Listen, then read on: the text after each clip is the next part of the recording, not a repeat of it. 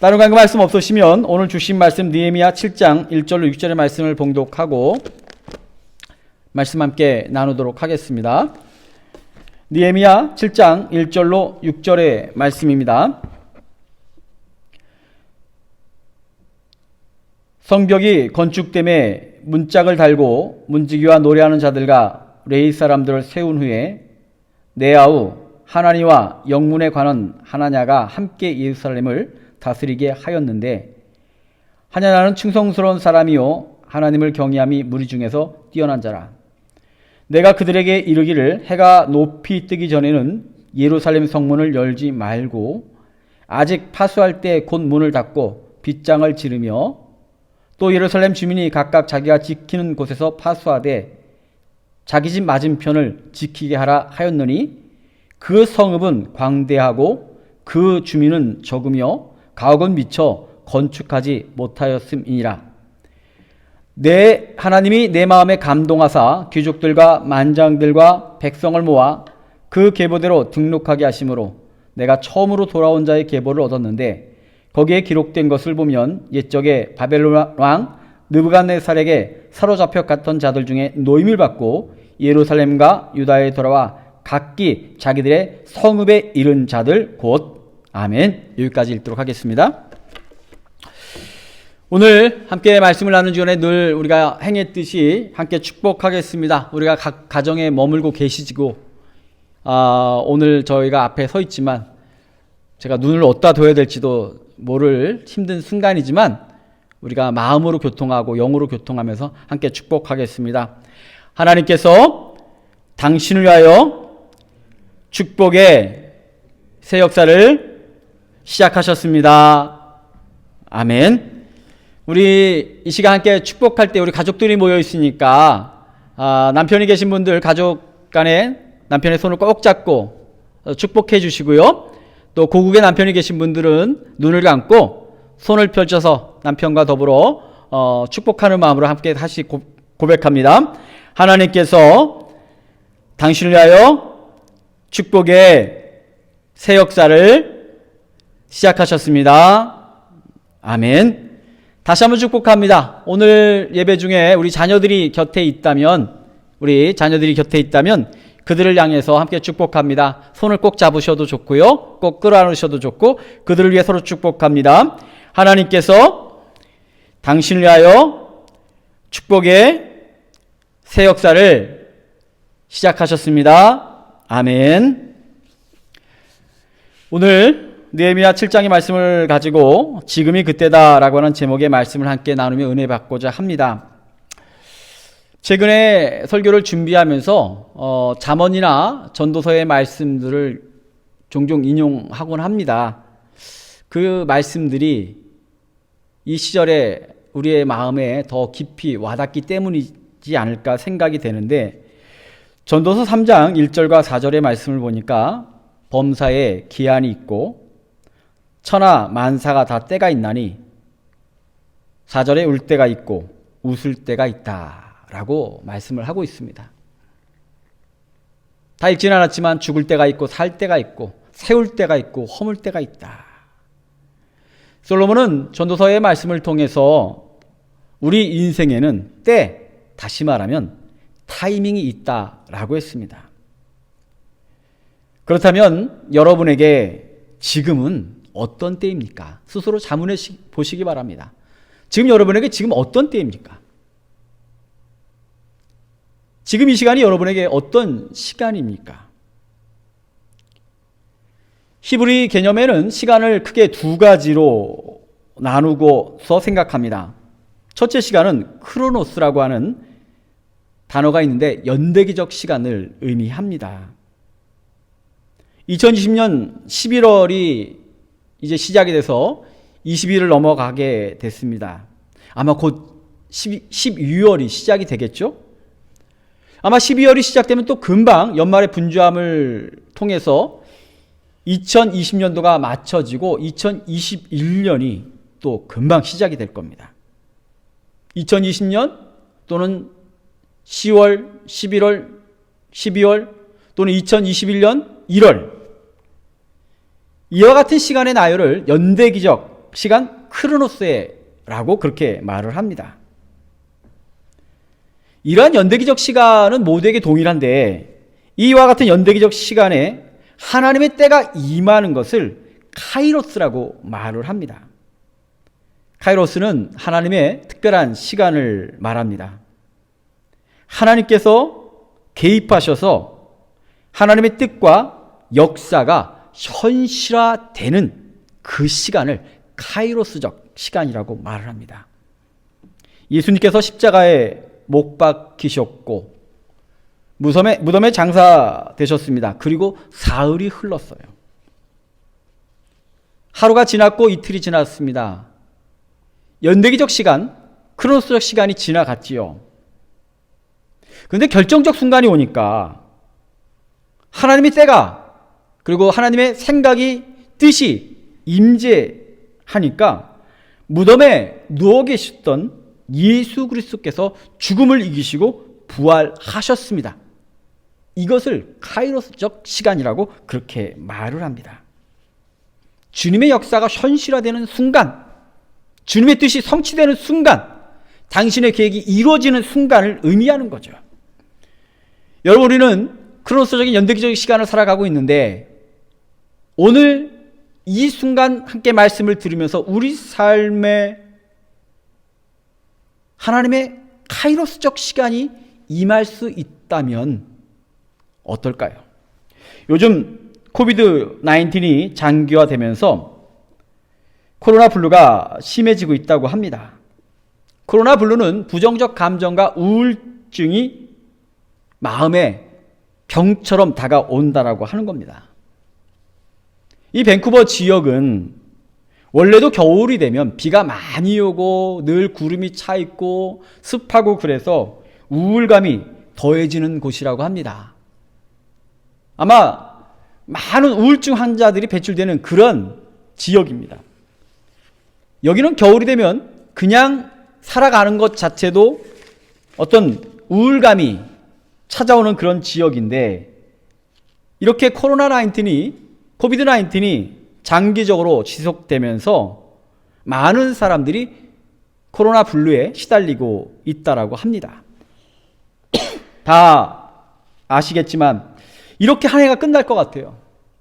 앞으로도 얼마가 더 가야 될까? 아무도 장담을 하지 못하고 있습니다. 물론 백신이 등록이 되고 있다고 하는 얘기가 들려오고 있지만 우리가 마음으로도 그것을 안전하고 평안한 마음을 가지기까지 얼마나 더 많은 시간들이 소요되고 이런 불안과 공포를 느끼며 살아가야 될까요? 그렇게 시간이 가겠지만 또 힘들고 어렵지만 또 정해진 시간은 또 그렇게 흘러가겠지만 우리는 이때를 하나님의 뜻과 역사가 이루어지는 카이로스의 시간으로 만들 때라고 할 수 있습니다. 남들은 그렇게 지나가는 시간, 우울함이 가득한 시간이지만 오히려 하나님의 역사가 내 삶에 이루어지는 시간, 하나님의 뜻이 교회 안에서 이루어지는 시간, 내 신앙이 하나님의 뜻과 합일되는 시간, 카이로스적 역사가 임할 수 있다면 얼마나 신앙적 축복이 우리에게 허락되는 일일까요? 그러나 이것은 단순히 되어지는 것이 아닙니다. 저절로 되는 것이 아니죠. 철저하게 하나님 안에 거해야 합니다. 철저하게 하나님의 뜻을 사모하고 더불어 순종할 때 이루어지는 것입니다. 오늘 말씀을 보면서 연대기적 시간이 카이로스의 시간으로 승화되기를 소망하면서 지금 우리가 무엇을 할 때인지 깨닫는 시간이 되기를 원합니다. 오늘 첫째로 말씀해 주신 대지를 생각해 보면 기도로 응답받을 때입니다. 기도로 응답받을 때 바로 이때입니다. 지난 6장에 기록되었듯이 간절히 소망했던 성벽 재건이 52일 만에 끝났습니다. 기적이죠. 엄청난 일입니다. 장비도 부족하고 인력도 부족하고 주변의 적들이 그렇게 공격하는데 그 엄청난 일을 52일 만에 끝냈어요. 대단한 일이죠.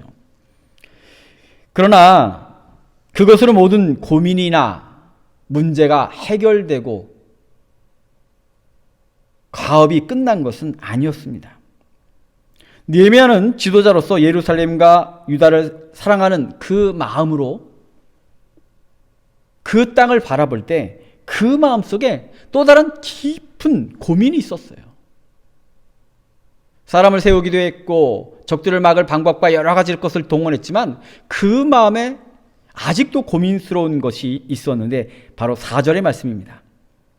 그 성읍은 광대하고 그 주민은 적으며 가옥은 미쳐 건축하지 못하였음이니라. 예, 성전도 만들었고 성벽은 재건이 됐지만 인구수가 너무 적은 거예요. 예루살렘 곳곳이 텅텅 비어 있었습니다. 예루살렘은 성벽이 지어졌지만 아직 포로들이, 귀환한 사람들이 거할 집들이 변변치가 않았어요. 겨우 아마 이슬을 막을 정도 공간에서 잠을 자고 생활하는 사람들이 많았던 것 같아요. 오늘날로 말하면 신도시가 지어졌는데 학교도 없고 편의시설도 없고 도로도 엉망이고 소위 인프라가 형성되지 않아서 사람들이 살기 너무 힘든 그런 도시가 되었다고 보시면 될 겁니다. 느헤미야는 예루살렘에 거하는 사람들이 없다는 것에 깊이 고민하고 있었어요. 이대로 가다가는 비록 성벽이 있지만 적군이 공격한다면 막을 방법이 없어요. 힘들게 성벽은 쌓지만 인구가 너무 적어서 앞으로 도시가 원활하게 돌아가기 위한 최소 인원도 마땅치 않은 그 상황을 직면하면서 엄청나게 많은 고민을 하고 있었던 것 같습니다. 기도의 사람인 느헤미야가 고민만 하고 있지는 않았겠지요. 그 마음속에 눈을 뜨면 성벽을 바라보고 사람들을 바라보며 하나님께 그랬을 겁니다. 하나님, 어떻게 해야 될까요?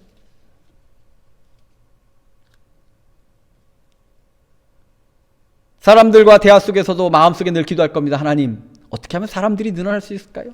어떻게 하면 빨리 사람들이 집을 짓고 편안하게 살 수 있을까요? 어떻게 하면 인구를 늘려서 적들의 공격에 맞설 수 있을까요?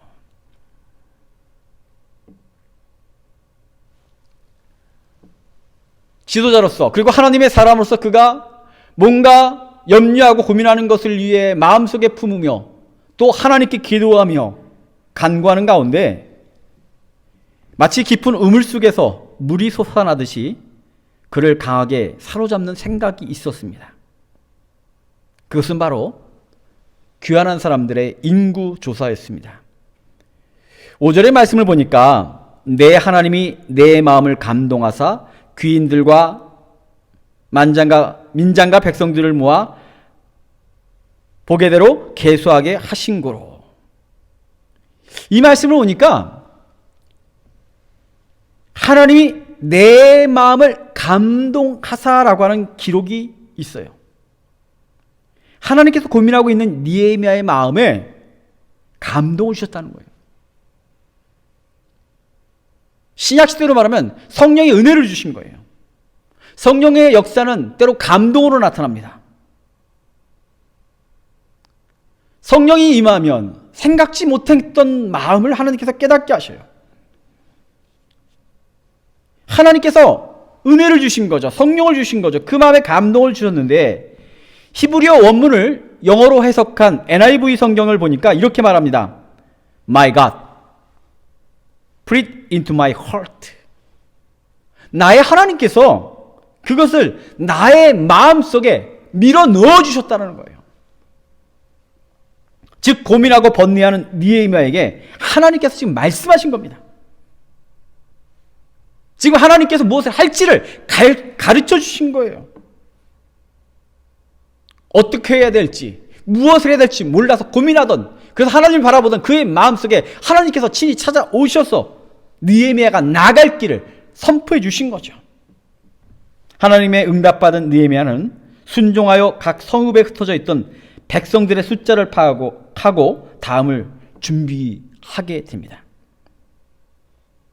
오늘 이 말씀을 알아보면서 깨닫게 됩니다.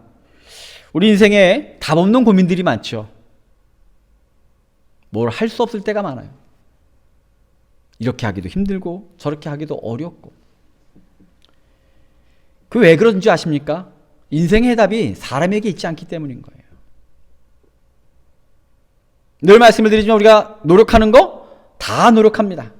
그런데도 막힐 때가 있고 해결이 안 될 때가 있어요. 왜? 인생의 모든 것들이 하나님께 달려있기 때문인 거죠. 인생의 해답을 우리가 고민하고 염려할 때가 많고 당연히 해야 되지만 궁극적으로 그 해답은 사람에게 있는 것이 아니라 하나님께서 주시는 거라는 것을 우리는 깨달아야 합니다. 우리는 저마다 마음의 고민을 가지고 살아가고 있습니다. 말씀을 준비하면서 성도님들 가정 한 가지 한 가지를 떠올려 봤어요.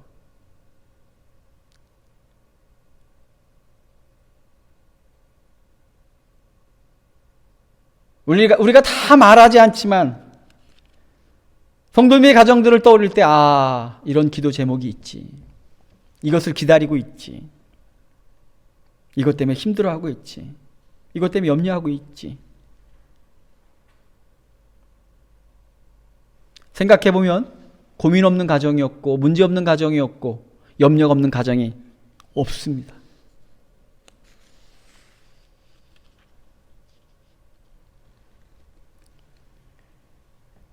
이때 우리가 무엇을 할 때입니까? 저는 이와 같은 우리 삶의 누구나 고민과 문제와 염려, 답 없는 것들을 가지고 씨름할 때 우리 마음속에 반드시 가져야 될 중요한 것이 있습니다. 내가 누구냐? Who am I? 내가 누군지를 기억해야 됩니다. 여러분은 누굽니까? 여러분은 어떤 존재입니까?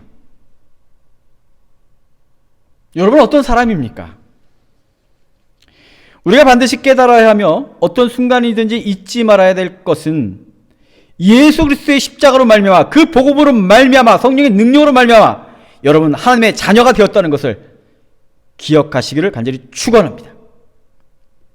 우리는 하나님을 아버지라 부를 수 있는 존재가 되었습니다. 예수로 말미암아 막혔던 벽이 허물어지고 죄의 형벌이 무너지고 십자가의 보혈로 속죄함 받아 우리는 하나님을 아버지라고 부를 수 있는 그런 존재가 되었습니다. 이제 아버지께 아버지라 부르며 기도할 수 있고 간구할 수 있는 그런 존재가 되었다고 하는 겁니다. 하나님의 자녀가 되면 우리는 어떤 존재가 되느냐? 예수님께서 이렇게 말씀하셨어요. 마태복음 7장 7절로 8절의 말씀입니다. 구하라. 그러면 너에게 주실 것이요. 찾으라. 그러면 찾을 것이요.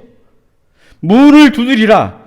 그러면 너에게 열릴 것이니 구하는 이마다 얻을 것이요 찾는 이가 찾을 것이요 두드리는 이에게 열릴 것이니라. 아멘. 오늘 좋은 교회 성도들의 마음속에 고민하고 염려하고 걱정하고 낭망할 때 그 마음속에 예수님 말씀이 여러분의 심령에 가득하기를 간절히 축원합니다. 구하시기를 축원합니다. 문을 두드리기를 간절히 축원합니다. 찾기를 축원합니다. 하나님을 향하여 아버지라 부르며 기도하는 여러분 되시기를 간절히 축원합니다. 그러면 하나님께서 여러분에게 응답하시고 채우시고 해결하시고 나아갈 방향과 인생의 길을 우리에게 보여주실 줄 믿습니다. 저는 여러분의 담임 목사로서 분명히 선포합니다. 여러분 대단한 존재입니다. 우리는 아무것도 아닐 수 있지만 우리가 대단한 존재가 될 수 있는 것은 우리는 하나님의 자녀이기 때문입니다. 대단한 신분에 속한 자이기 때문입니다. 지금 이때는 하나님께 기도할 때입니다. 하나님의 자녀임을 믿고 기도할 때, 그리고 하나님의 뜻을 깨달을 때, 그분의 뜻이 이루어지는 때, 이와 같은 카이로스적 시간을 여러분의 믿음으로 쟁취하시는 복된 여러분 되시기를 간절히 축원합니다. 두 번째로 오늘 말씀을 통해서 우리가 기억할 것은 지금이 하나님께 인정받을 때라고 하는 겁니다. 하나님께서 느헤미야의 마음속에 주신 생각은 바사에서 돌아온 사람들의 인구조사를 하는 겁니다. 이로 인해 느헤미야는 대대적인 인구조사에 들어갑니다. 포로로 끌려간 이스라엘 백성들이 총 3번에 걸쳐서 예루살렘으로 돌아왔는데 그 중에 1차 귀환자, 처음 온 자들의 명단을 얻게 되었고 그것이 7절부터 느헤미야 거의 끝까지 기록되어 있는데 그 사람들의 숫자가 정확하게 42,350명입니다. 저희도 가끔 말씀을 드렸는데 성경을 읽다가 사람들의 이름이 끝없이 나오면 가끔 건너뛰고 싶을 때가 있어요. 잘 알지도 못하는 사람들의 이름이 쭉 나오면 어떤 의미일까? 근데 그러다가도 그것을 견디는 이유가 이렇습니다. 하나님께서 왜 쓰셨지? 쓰신 이유가 있을 거야. 성경의 말씀에 무의미한 것을 담지는 않으셨을 거야 라는 생각으로 보게 됩니다. 오늘 느헤미야 7장에 나오는 사람들의 이름은 하나님께서 왜 남기셨을까요? 개인적인 얘기를 좀 하나 드리고 이해를 하고자 합니다. 제가 2005년도 3월에 미국에 처음 갔을 때 잠시 몸담았던 교회에서 만난 분이 계십니다. 제가 이름이 오래돼서 긴가민가 하는데 우상원 전도사님 가정이었습니다.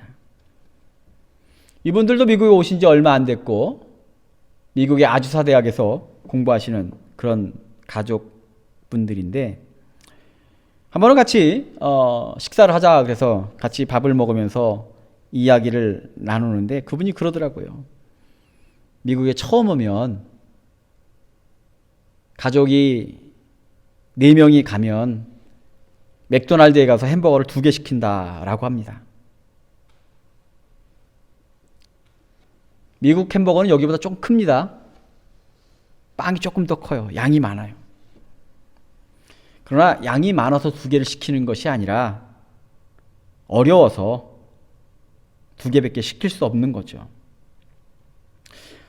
근데 그분이 이렇게 말합니다. 그런데 시간이 지나면 가족별로 햄버거를 하나씩 먹을 수 있게 된다. 그러시더라고요. 쉽게 말하면 형편이 좋아지더라 라고 하는 얘기입니다. 실제로 저도 미국에 살면서 푸드뱅크에서 음식을 얻어다 먹기도 했었고 그분의 말처럼 정말 음식점에 가서 음식을 가족들에게 다 사줄 수가 없어서 적게 시켜서 나눠 먹을 때도 있었습니다. 근데 1년이 지나고 이러저러한 아르바이트를 하면서 정말 그분의 말씀대로 이제 가족들이 적어도 먹는 것 갖고는 걱정을 안 해도 될 때가 오더군요. 제가 이와 같은 개인의 경험담을 말씀을 드리는 것은 바벨론 포로들에 대한 이야기를 생각해 봤습니다. 바벨론의 포로가 돼서 처음에 587년에 잡혀갔던 사람들이 처음에는 엄청나게 많은 고생을 했을 거예요. 포로들에게 잘해주면 얼마나 잘해줬겠어요. 굶어 죽지만 않아도 다행이었을지 모릅니다. 그런데 시간이 지나면서 그들도 그곳에서 정착하기 시작했을 거예요. 나름의 직업도 찾기 시작했을 겁니다. 그 중에 성공한 사람들도 있었습니다. 우리가 분열왕국 시대 이후에 포로기가 되면 다니엘 같은 사람이 등장합니다. 에스더가 등장을 합니다. 느헤미야가 등장합니다. 이 사람들은 포로 생활 중에 성공한 사람들이에요. 왕비가 되기도 했고요. 술 따르는 간원이 돼서 궁중에서 높은 직위에 있던 사람도 있었습니다. 왕의 총애를 얻던 사람들도 있었습니다. 당시 바벨론이나 바사는 세계 최고의 강대국이었습니다. 문화의 중심지였습니다. 경제의 중심지였습니다. 그런 땅에서 점점 자리를 잡아가기 시작을 했고 경제적으로 여러 가지 면에서 안정을 찾을 때였습니다. 그런데 예루살렘에 돌아온 사람들은 살만한 때에 이제 먹을 걱정이 안 할 만할 때에 이제는 공무원도 생기고 직장도 생기고 안정된 월급을 받을 그때에 그것을 포기하고 예루살렘의 회복을 꿈꾸며 돌아온 사람들이 바로 첫 번째 귀환자들입니다. 그들이 1차로 돌아왔고 그들이 42,360명이었는데 하나님께서는 느헤미야를 통하여 그들의 이름을 남기셨습니다.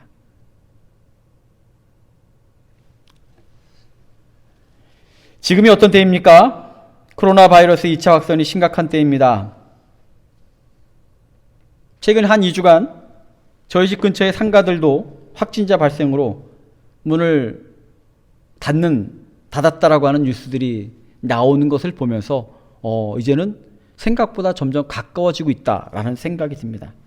걱정이 됩니다. 가족들의 걱정도 있지만 성도들을 만나야 되고 때로는 예배를 드려야 될 저로서는 많은 걱정이 됩니다. 코로나 이후에도 여러 가지 방법으로 예배를 지켜오던 우리 교회도 오늘은 저와 고목사만이 예배당을 지키고 있다 보니까 정말 실감이 나기도 합니다. 지금 이 현장에는요, 방송실에 고목사님 앉아 계시고 밑에 강제 의자에 지금 한 분도 앉아 계시질 않아요. 그러나 설교를 준비하면서 그런 생각을 했습니다. 지금이 바로 그때다. 어떤 때입니까? 하나님께 인정받을 때라고 하는 겁니다. 교회에서 모일 수 없습니다. 뜨겁고 간절하게 찬양 드리기도 어렵습니다. 서로의 안부를 물으며 교제하고 사랑하고 나누고 다독일 수도 없습니다. 교회가 어렵고 신앙생활이 힘든 때가 됐습니다. 근데 그거 아십니까? 초대교회 역사를 보면 예배 드릴 수 없을 때 교회가 부흥했습니다. 예배가 박해를 받을 때 성도들의 신앙이 성장했습니다. 왜요? 예배가 얼마나 중요한지 알았기 때문에. 찬양하는 것이 얼마나 좋은지 알았기 때문에. 기도하는 것이 함께 모여 주님을 의지하는 것이 얼마나 귀한 일인지 알았기 때문에 그들은 그 날을 기대하고 마음껏 찬양하고 예배드리고 기도하고 하나님을 사랑할 수 있고 서로 교제할 수 있는 그 날을 사모하며 천국을 사모하며 더욱더 그 간절한 마음으로 환란의 때를 지켰습니다. 그들이 바로 초대교회 순교자들이고 그들의 순교의 피가 오늘날 교회가 된 거죠. 우리가 마음껏 예배를 드리고 찬양을 드릴 수 있을 때보다는 분명히 힘든 건 맞습니다. 그러나 반대로 생각해 본다면 우리가 이러한 이유로 우리의 신앙이 약해지고 이러한 이유로 우리가 기도하지 않는다면 이러한 이유로 찬양하지 않는다면 하나님과 멀어진다면 우리의 선배들은 순교의 선배들은 과연 우리를 향해서 뭐라고 할까요?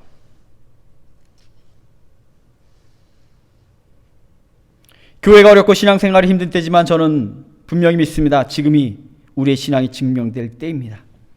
예배가 힘들다라고 말하지만 어렵다라고 말하지만 오히려 이때가 우리가 주님을 향한 마음이 더욱더 간절해지는 때입니다. 하나님께서는 여러분에게 순교자가 되라고 하지 않습니다. 당장 순교지로 떠나라고도 하지 않습니다. 지금 당장 전 재산을 헌신하라고도 하지 않습니다. 그것은 하나님의 뜻이 아니에요. 하나님께서 지금 여러분이 원하시는 것은 무엇일까 생각해 봤습니다. 하나님이 지금 여러분의 각자의 삶의 터전에서 여러분의 가정에 있는 여러분을 향해 원하는 것은 무엇일까요? 잠언 3장 6절의 말씀을 보니까 범사의 그를 인정하라. 그리하면 내 길을 지도하시리라. 아멘. 너는 범사의 그를 인정하라. 어려워도 힘들어도 돈이 부족해도 삶에 문제가 있어도 하나님을 먼저 인정하는 겁니다.